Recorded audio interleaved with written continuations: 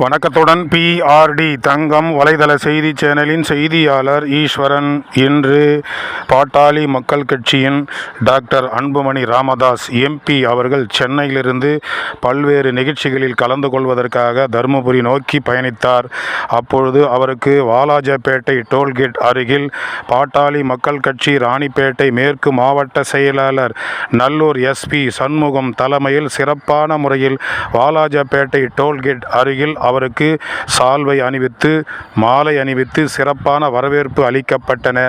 இதில் மாவட்டம் முழுவதும் உள்ள ஒன்றிய செயலாளர்கள், நகர செயலாளர்கள், முன்னாள் மாவட்ட செயலாளர்கள் அனைவரும் மற்றும் குறிப்பாக மகளிரினை சார்ந்தவர்கள், பாட்டாளி மக்கள் கட்சி தொண்டர்கள், வன்னிய சங்கத்தின் தொண்டர்கள் என ஏராளமானோர் கலந்து கொண்டு அவருக்கு வாலாஜாபேட்டை டோல்கேட் அருகில் சிறப்பான வரவேற்பு அளிக்கப்பட்டன.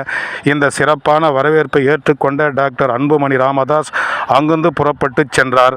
செய்திக்காக இன்று தங்கம் தொலைக்காட்சி வலைதள செய்தியாளர் வாலாஜாபேட்டை டோல்கேட்டிலிருந்து செய்திக்காக ஈஸ்வரன்.